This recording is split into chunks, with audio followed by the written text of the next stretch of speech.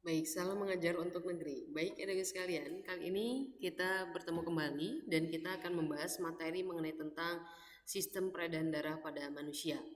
Pada sistem peredaran darah pada manusia ini, itu adalah apa saja materi yang akan kita bahas. Jadi, pada sistem transportasi pada manusia, itu adalah terdiri dari pembuluh darah, kemudian darah, dan jantung. Di mana pembuluh darah ini adalah beredar dalam darah. Nah, darah sendiri itu adalah bagaimana caranya dia itu dipompa oleh siapa. Jadi darah ini adalah dipompanya itu adalah oleh jantung. Nah, adik sekalian, pada pembuluh darah itu dibagi menjadi tiga. Ada disebut dengan arteri, ada kapiler, dan ada juga pena. Sedangkan kalau darah ini sendiri juga dibagi menjadi dua, yaitu ada disebut dengan sel dan satu lagi adalah plasma. Nah, adikku sekalian, pada jantung ini adalah ada peredaran darah kecil dan ada juga adalah peredaran darah besar. Nah, adikku sekalian, kita akan bahas tuntas ini apa ada si pembuluh darah, kemudian darah dan jantung ini secara tuntas ya. Kemudian selanjutnya organ pada penyusun sistem peredaran darah manusia. Jadi pada ketika susunan darah pada manusia itu dia mempunyai suatu organ yang sangat penting, yaitu adalah salah satunya itu adalah organ yang sangat pentingnya itu adalah jantung.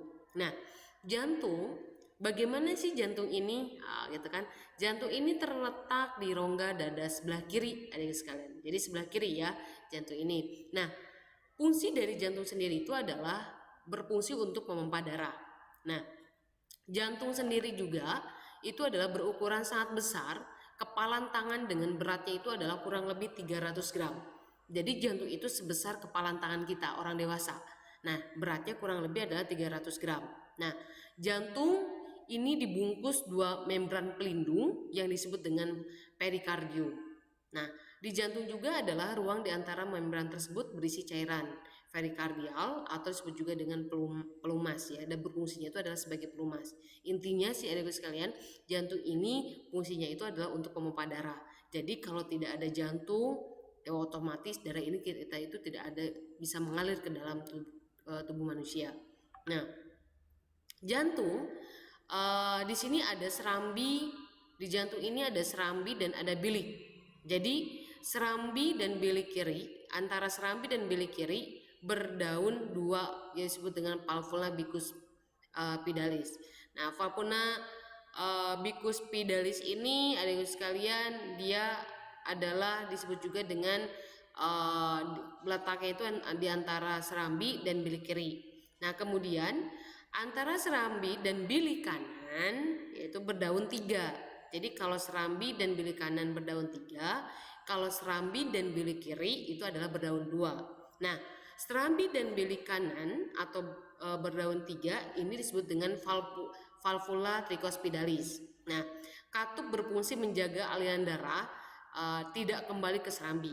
Itu ya sekalian. Nah, ini salah satu dari aliran darah dari dan menuju jantung. Jadi aliran darah dari dan menuju jantung ya, aliran darah menuju ke jantung. Ada serambi kanan, ada serambi kiri. Nah, selanjutnya bagaimana cara kerja dari jantung ini? Nah, jantung itu berdenyut apabila otot jantungnya itu adalah kontraksi dan relaksasi.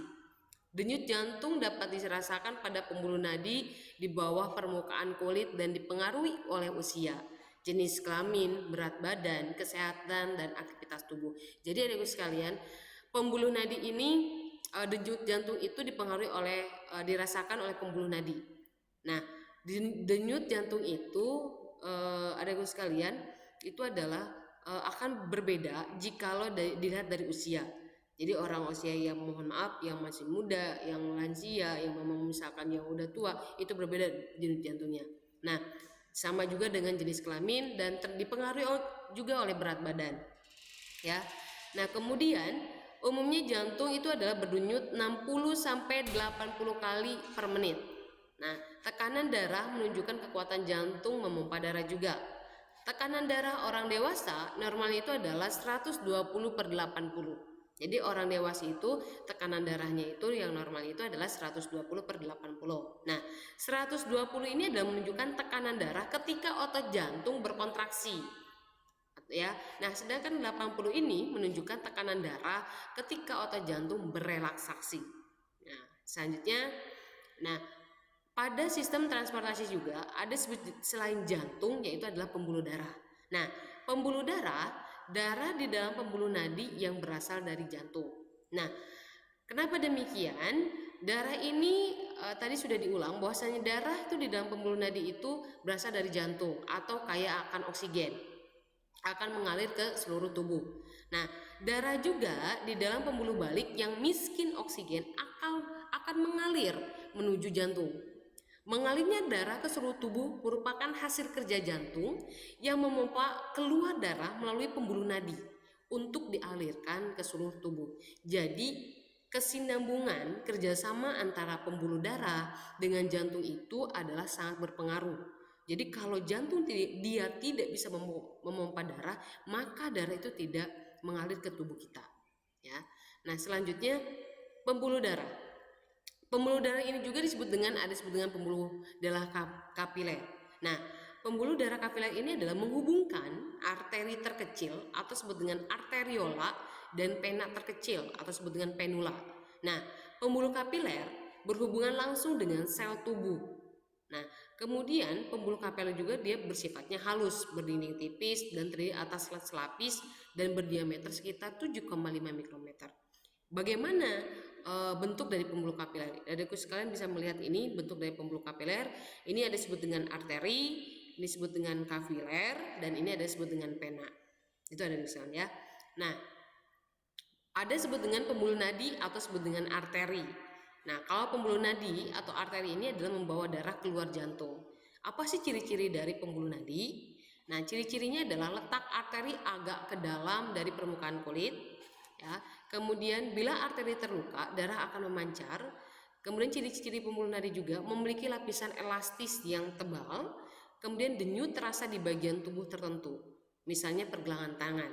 Nah, di ini ya. Jadi kalau ada yang sekalian pengen lihat di pergelangan tangan kamu pegang, biasanya di situ adalah akan terasa denyutannya. Itu salah satunya. Nah, demikian dari sekalian untuk pertemuan sekarang kita hanya membahas mengenai tentang fungsi dari jantung, pembuluh darah, kemudian pembuluh darah juga ada tadi disebut dengan pembuluh nadi dan lainnya. Mohon maaf apabila salah kata dan saya tutup dengan ucapan wabillahi taufiq wal hidayah. Wassalamualaikum warahmatullahi wabarakatuh.